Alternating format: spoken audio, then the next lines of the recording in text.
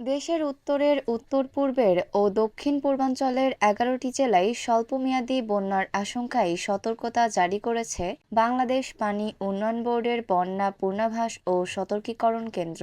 পূর্বাভাস অনুযায়ী শুক্রবার ৩০ মে পর্যন্ত ভারী থেকে অতি ভারী বর্ষণের সম্ভাবনার কারণে এসব অঞ্চলে বন্যা পরিস্থিতি তৈরি হতে পারে।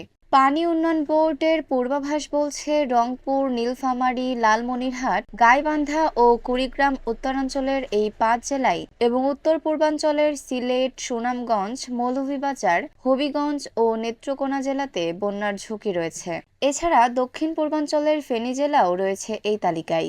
বন্যা পূর্বাভাস কেন্দ্র জানিয়েছে, চট্টগ্রাম বিভাগের গোমতী, মুহুরী ও ফেনী নদীর পানি বাড়তে পারে এবং কিছু পয়েন্টে মুহুরী নদীর পানি বিপদসীমা অতিক্রম করতে পারে। এতে ফেনী জেলার নদী সংলগ্ন নিম্নাঞ্চলে বন্যা পরিস্থিতি দেখা দিতে পারে। এদিকে তিস্তা নদীর পানিও রংপুর বিভাগের কয়েকটি পয়েন্টে বিপদসীমা ছাড়াতে পারে।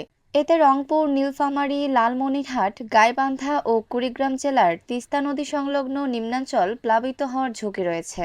অন্যদিকে সিলেট ও ময়মনসিংহ বিভাগে সারিগোয়াইন, জাদুকাটা, মনু, খোয়াই ও সোমেশ্বরী নদীর পানি কিছু কিছু পয়েন্টে বিপদসীমা অতিক্রম করতে পারে। ফলে এই নদী সংলগ্ন সিলেট, সুনামগঞ্জ, মৌলভীবাজার, হবিগঞ্জ এবং নেত্রকোনা জেলার নিম্নাঞ্চলেও বন্যা পরিস্থিতি দেখা দিতে পারে। আবহাওয়া অধিদপ্তরের আবহাওয়াবিদ ডক্টর মোহাম্মদ বজলুর রশিদ জানিয়েছেন, বঙ্গোপসাগরে সৃষ্ট লঘুচাপ নিম্নচাপে পরিণত হয়েছে এবং এটি আরও ঘনীভূত হতে পারে। তবে এর ফলে ঘূর্ণিঝড়ের কোনো আশঙ্কা নেই। তিনি জানান, নিম্নচাপের প্রভাবে সারা দেশে থেমে থেমে বৃষ্টি হচ্ছে এবং উপকূলীয় এলাকাগুলোতে অতি ভারী বর্ষণের সম্ভাবনাও রয়েছে।